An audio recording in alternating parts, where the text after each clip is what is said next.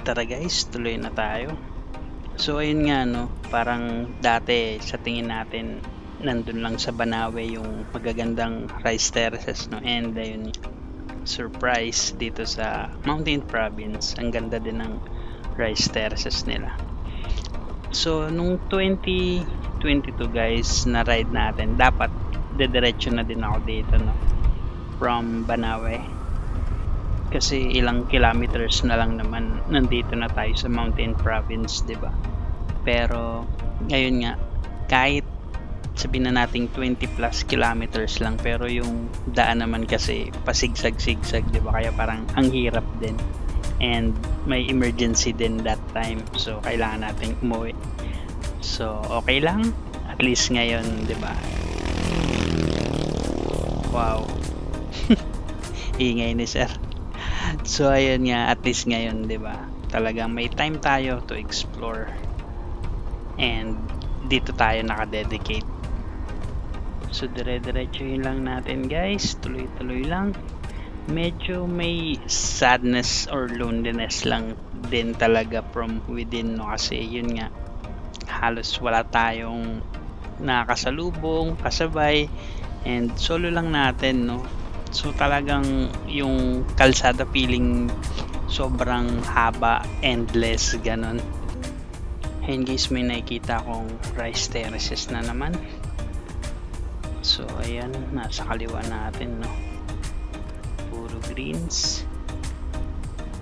So tara. Dami lang buhangin dito. Ingat kayo dun guys, ha. So ayun nga, may mga public transport, no, kaya lang madalang, kagaya nun parang isa pa lang nakasalubong natin, no. So ito may bridge, up bridge. So ayun guys, tuloy na tayo and we are here. Ayan na, dadaanan na natin yung rice terraces. Wow, may falls, sarap. So ayun na guys, nandito na tayo sa mismong rice terraces. Ayan, sa taas natin tsaka sa baba, no. Ang ganda. Ito na yung pinaka closest experience ko with rice terraces, no.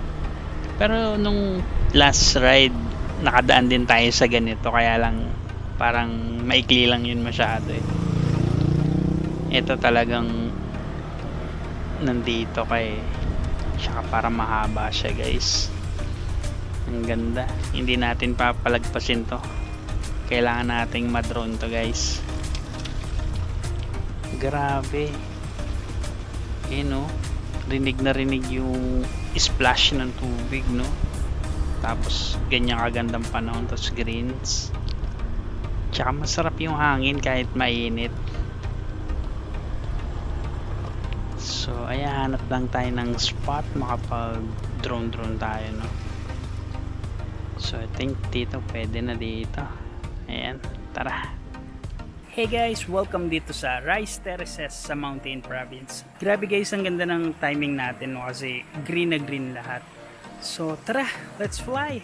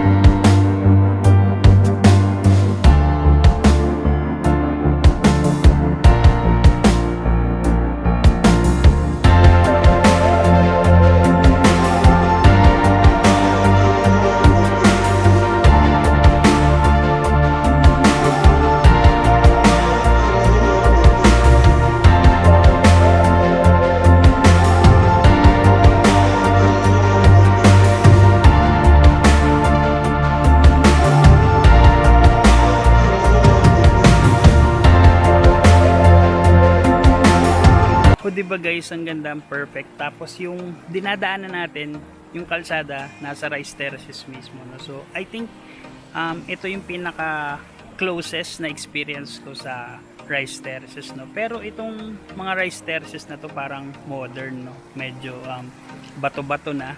Hindi kagaya nung nasa Banawe or yung sa Bayo na para siyang old school talaga, no. Yung parang daang taon na yung tandaan niya. Ito kasi parang modern na eh. May kalsada, di ba? Mahaba pa yung dadaanan natin and sobrang daming magagandang view, guys. Sayang lang hindi ko napapakita din ng buo, no, kasi hindi naman ganun kadami yung space and battery natin, no? So ayun, feel na feel ko talaga yung bonnet ko dito, guys, and yun, tanghaling tapat, ang lamig. So tara guys, tuloy na tayo. Let's go. Tara guys, tuloy na tayo.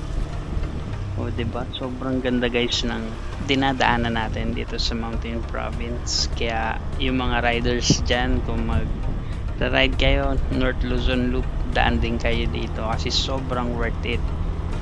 Ingat-ingat lang, huwag masyadong mabilis, tsaka huwag masyadong mag-banking, no? Kasi yung iba, diba, bangin na talaga, kaya laglag talaga. So tuloy-tuloy lang tayo hanggang makarating tayo ng Sagada.